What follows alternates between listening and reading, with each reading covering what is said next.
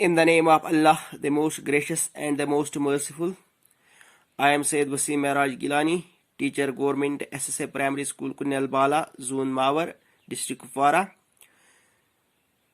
Today I am going to teach class 3rd primary, subject EVS. Today's topic is tell, dated 18th of July 2020. Dear students, Assalamu alaikum. टाटियो बच्चों आज हम सवाल करें नरेट ओब्लिक टेल गोडनिक क्वेश्चन छी गोब्रियो यथ मज where do the people in मधुज village fetch water for drinking Madhu सिंध गामिक कति ٲسۍ आना आब चेन खातिर मधु सिंध गामिक कति ٲسۍ आना आब चेन खातिर देखोस ٲسۍ answer they fetch water for drinking from nearby pond and some villagers fetch from tanka. They fetch water for drinking from nearby pond and some villagers fetch from tanka. Kih ٲسۍ کران کٲم کینٛہہ ٲسۍ یہِ چنُک آب انان نزدیٖکٕے پونڈ نِش تہٕ کینٛہہ ٲسۍ کران کٲم تِمو آسہٕ بنایمژ ٹینکاہن منٛز ٲسۍ یِم رُد آب جمع کران سُہ ٲسۍ یِم استعمال کران پتہٕ چنہٕ خٲطر. Who fetches water in Madhu's house? Who fetches water in Madhu's house? Madhu sindis garas mas kus os aab ana.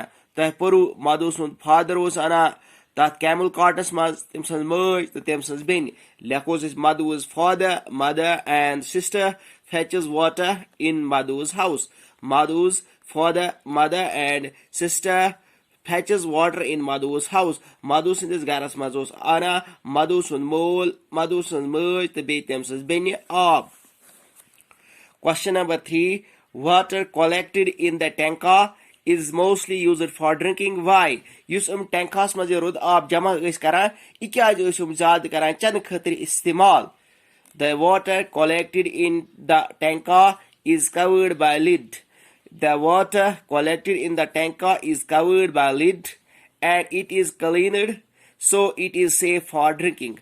The water zan jama ais karan aab tankas maz rud aab at was ढकन करित at क्रूर ये जन टैंका ये पूर बंद करित and it is cleaned तो यह आब बिल्कुल साफ अत मज थावन गंद आब अलग नबर कड़न अत मज साफ आब थावन तो so it is safe for drinking यह ठीक चन खतर चन खतर कुस आब ग साफ आब रन खतर कुस आब ग साफ आब यम सेहत रोज ठीक. The water collected in the tanka is covered by lid and it is cleaned so it is safe for drinking.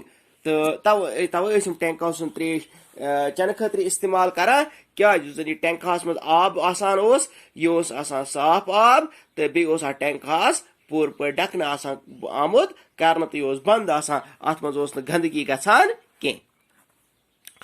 Is rain water collected in your house as well? If yes, how?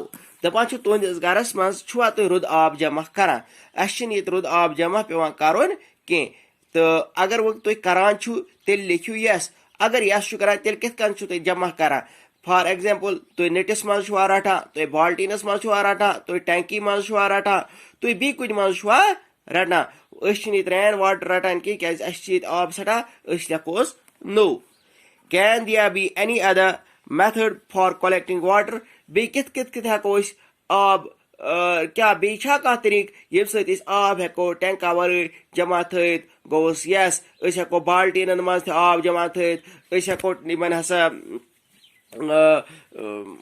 हेको yes क्रीरन मज आब जमा थत हेको बाकियन टैंकियन मज आब जमा थत. But question number 6 what are the difficulties people face due to scarcity of water? Yus उमन बिचारन आब कम आसान अम सत क्या प्रॉब्लम गसान यम सात आब आस कह तुह पता क्या क्या प्रॉब्लम गसान. Use of water is small quantity use of water in small quantity ये आब आसान कम कम आब खर्च करान ये आब आसान कम कम आब खर्च ये गरस मगर अस पज आबुक इस्तेमाल सही पे कर गो न आब जाय कर गो न नलक यल थवन कह गो न आब गंद कर मगर ये आब इन जायन आब कम आसान तुमन पता कि तुम कित कन आब खर्च करान वारिया कम कम तुम आब खर्च करान तुम ज्यादा आब खर्च करान कहें क्या मन पता अगर अस आब कतर मकल पत बन कहें तवे वन वही पानी आब बचो सह इन वाल लूकन हंद खातिर बचो आब क्या आब मा करो जाय क्या अल्लाह ताला सज नियामत अगर कम गसन तुम वुचान वारियाहन जायन तुम गसान नटन मज नलकन एहतजाज अस न आब कह वजह आब दो खो दो कम गसान क्या आब जाय करान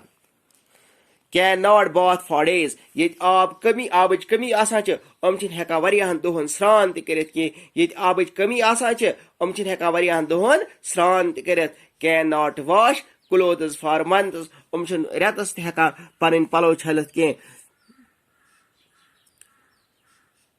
तो हेका रेतस पन पलो छलित कह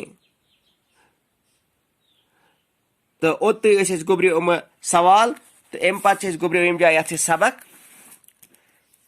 just like Madhu, Sunal also faces water scarcity in her house.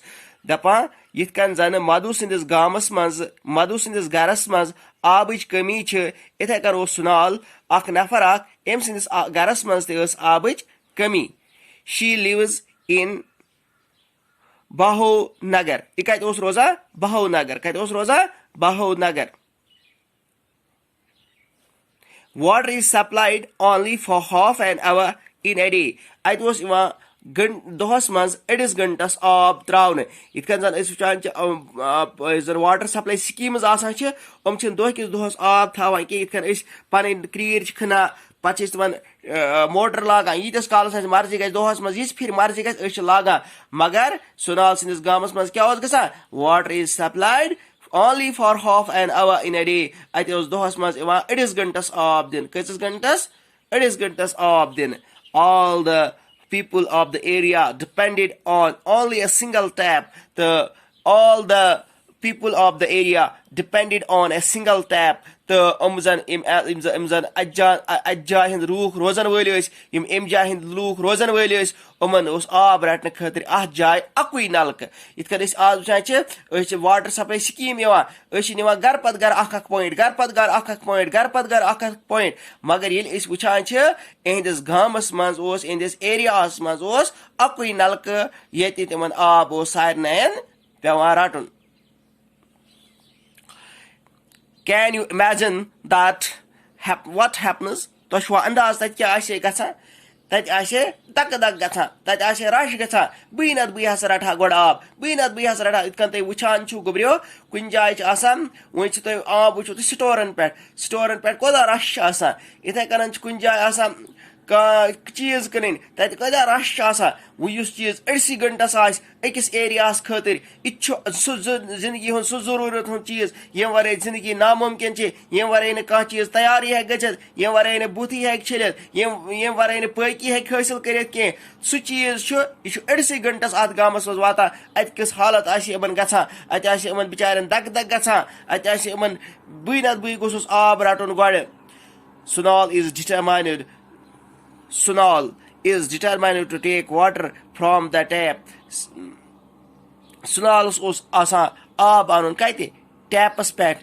Whenever she gets a chance, she fills her bucket, even if it is just drop by drop. Whenever she gets a chance, दपा सुनालस तो आसान आब आने गसन अमिस यम सात वो आब आने आसान रटन वर यम सात अमिस आब रटन वर अत कतर कतर आसान कुन सात आब पकान अम कतरो कतरो सत अमिस पेवान यह बाल्टीन भरुन. Sunal is determined to take water from the tap. सुनालस पेवान आनुन कत आब अम tap पेठन. Whenever she gets a chance, she fills her bucket, even if it is just drop by drop. यम सात अमिस वर यानी अत लाइन लगा आबच गड कुस रट यानी लाइन मज पेवान रोजुन ये मकलाय रट पे ब्या लाइन मज पे ब्या इथे कन पकान ब्रो ब्रो सीरियली रटान आब तो दपान यम सात सुनालस वर वाता आब रटन यह बिचोर रटान बिचोर कित कन drop by drop Qatar Qatar कत मज बकेटस मज क्या अम सात टाइम शायद गोमुत आब गसनुक. Let us find out how many drops will fill a bowl or a mug. Ös wucho कि अकिस बाउली मज अकिस कटोरिस मज अख कटोरी आनो अख निच कावल आनो बी आनो अख मग अख अस छो अथ मज कत्या आब कतर गसन कमो कत्या आब कतरो सत यह बुक तुह करियो आज गर कम गबरियो तुह अनियो अख कावल अख बी अनियो अख मग अख नलकस थोयो आब थोड़ा यल यानी अख कतस गश ड्रॉप बाय ड्रॉप वसन कतर कतर वसन कतर इतना रुद फ्यूर वसान कतर कतर वुचू पत वुचू तुह गंजरायो सत कत्यो कतरो सत आय कावल भरत तो कत्या रुद आब कतरो सत आव मग Bharat. Do activities as shown in the picture and write answer in the boxes. तह छु यम काम करने पत छु तह आंसर लेखन बॉक्सन मज मिसाल ये दयो फेरो सत आमुत दयो आब कतरो सत आमुत चमच फुल. How many drops will fill a spoon? कच कतर इथे कन how many spoons will fill a bowl? कत्या कतर पेन यथ बाउल मज. How many bowls will fill a mug? कचो बाउलो सत मग भरत.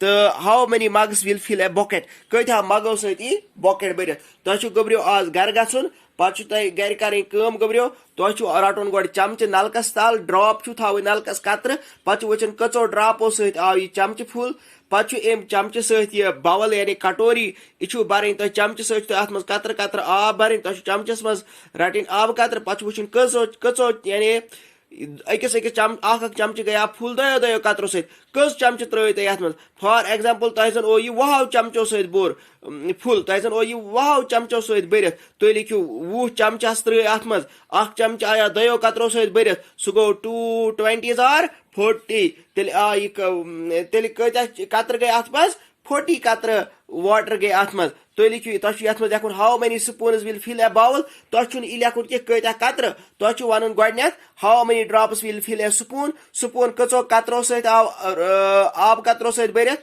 पत तुह अमी स्पून सत त्राउन यथ बाउल मज आब तुह वुचन कचो चमचो सत आव यह बाउल भरत पत तुह अम बाउल सत त्राउन भरत तुह बाउल रटन पत बाउल सत मगस मज त्राउन आब तुह वुचन कचो बाउलो सत आव यह मग भरत पत मग सत बाल्टीनस मज आब त्राउन बाल्टीनस मज कचो सत आव बाल्टीन कचो मगो सत आव भरत यह तुह गबरियो गर कर आज प्रैक्टिकल यम सारे गरन मज चीज चमच सारे गरन मज आसान यम सत दवा चवान या लकटन बचन चोट खावान बंद लकट कटोरी सारे गरस मज आसान मग त तो बुकेट त यह एक्टिविटी करियो तुम इंशाल्लाह आज घर. बाकी वसलम अल्लाह हाफिज.